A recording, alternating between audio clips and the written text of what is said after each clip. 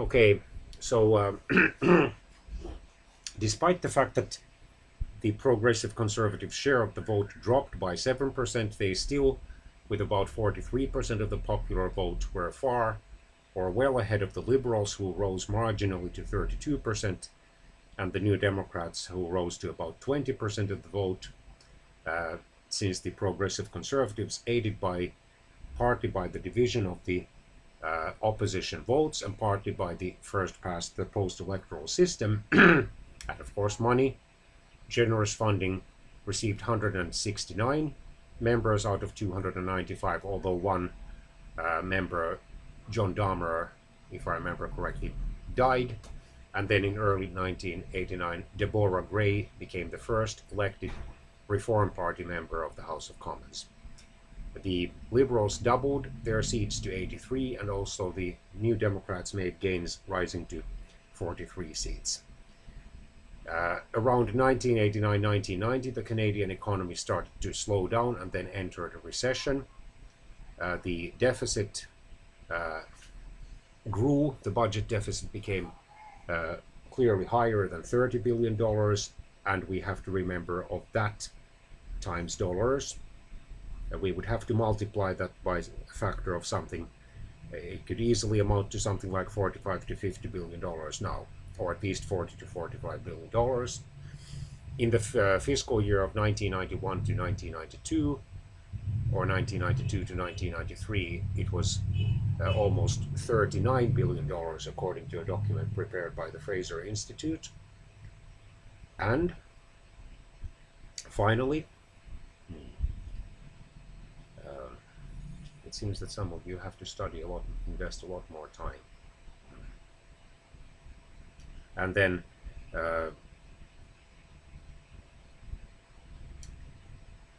because the Meech Lake Constitutional Accord, which was supposed to bring Quebec into the signatory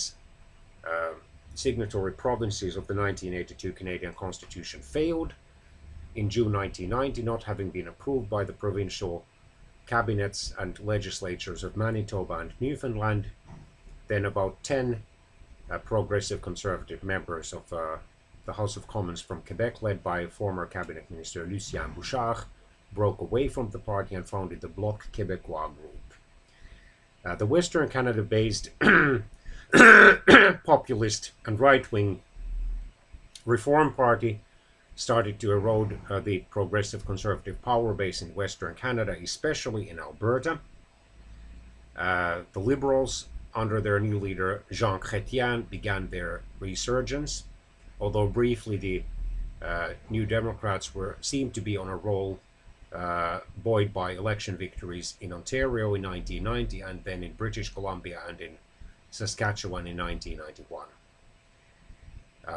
Mulroney then unsuccessfully tried to bring Quebec to approve the Constitution through the Charlottetown Accord, but that was rejected in a non-binding referendum in most of the Canadian provinces in late October 1992.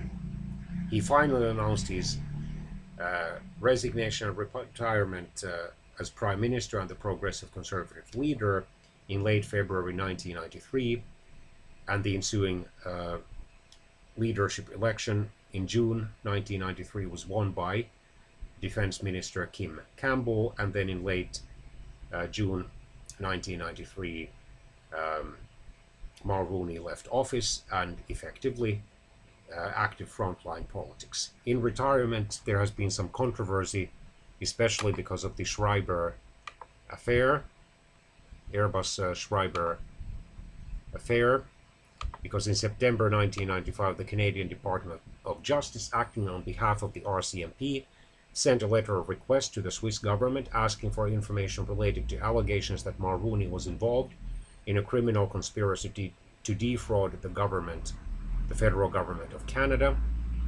The investigation concerned improper commissions, in quotation marks, allegedly paid to German-Canadian businessman Mr. Karl-Heinz Schreiber, or to companies that he controlled, Brian Mulroney, and then former Newfoundland Premier Frank Moores, in exchange for 3 government contracts. They involved the purchase of Airbus Industrie aircraft by Air Canada, the purchase of helicopters by the Canadian Coast Guard from Messerschmitt Volkov Blom GmbH or MBB in 1986, and the establishment of a manufacturing plant for Thyssen light armored vehicles Bearhead project in the province of Nova Scotia, a project which Mulrooney as Prime Minister had cancelled. Mulrooney launched a $50 million Canadian libel lawsuit against the Government of Canada and the RCMP already in November 1995. And then in January 1997, he agreed to an out-of-court settlement with the federal government of Canada and the RCMP. Since leaving office in 1993, he has served as an international business consultant and remains a partner with the law firm Norton Rose. Currently, he sits on the board of directors of multiple corporations, including Barrick Gold, Quebecor Incorporated, Archer Daniels Midland, Trizec Han Corporation, Sendat Corporation, AOL Latin America Incorporated, and Cognicase Incorporated. He's also chairman of various international advisory boards and councils for many international companies. In 1998, he was made a Companion of the Order of Canada. In 2003, he received the Woodrow Wilson Award for Public Service from the Woodrow Wilson International Center for Scholars of the Smithsonian Institution at a ceremony in Montreal. The award was in recognition of his career in politics. In January 2004, Mulrooney delivered a keynote speech in Washington, D.C., celebrating the 10th anniversary of the North American Free Trade Agreement. In June 2004, former U.S. President Ronald Reagan died, and Mulrooney presented a eulogy in honor of him.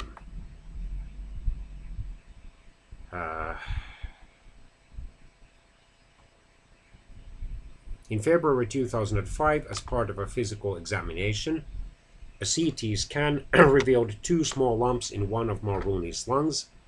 Mulrooney had been a heavy smoker until 1983. His doctors performed a biopsy which ruled out cancer.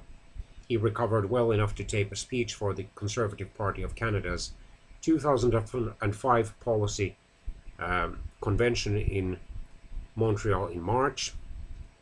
He later developed a pancreatitis,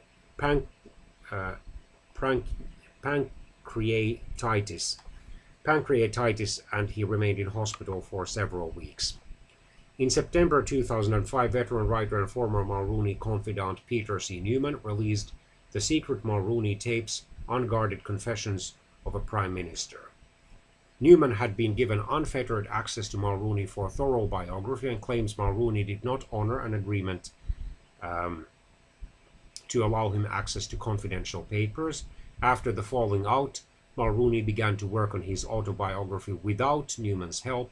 He himself has declared that he had showed poor judgment in making such unguarded statements, but he says he will have to live with it. He then uttered a swear word, profanity, at the annual Press Gallery dinner in Ottawa in October 2005, directed at Peter Newman. 13 years after leaving office, Mulrooney was named the greenest Prime Minister in Canadian history by a 12-member panel at an event organized by Corporate Knights magazine. He no longer is a member of the Conservative Party of Canada, allegedly because he has been angry at the continued inquiry into his financial affairs.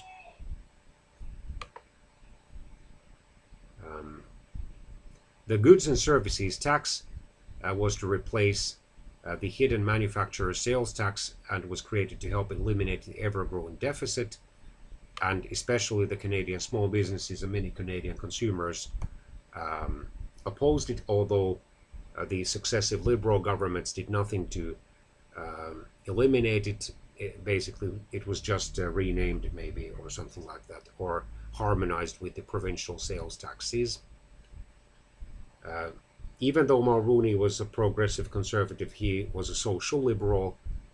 He opposed capital punishment, attempted a compromise on abortion, and he had tolerance for homosexual rights because his brother Gary is a homosexual. And many of these social conservatives drifted from the Progressive Conservative Party into the Reform Party and then later the Canadian Alliance. Military historians Norman Hilmer and J.L. Granatstein ranked Mulroney 8th among Canada's prime ministers in their 1999 book, Prime Ministers Ranking Canada's Leaders.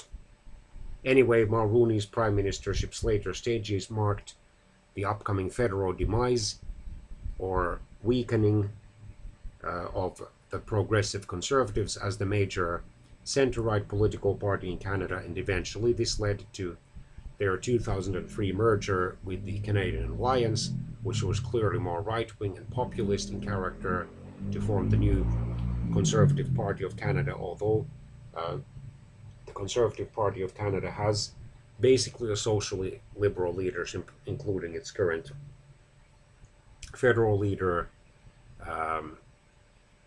Andrew Scheer, who has promised not to reopen the abortion debate, and apparently will do as potential future prime minister nothing to restore marriage's traditional definition as the union of one man and one woman, let alone make divorce more difficult to obtain.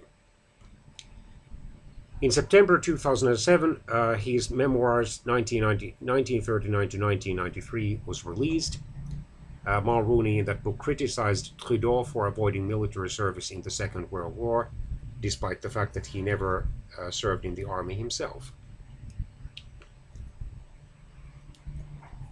and referenced sources that described the young Trudeau as holding anti-Semitic nationalist views and having an admiration for fascist dictators.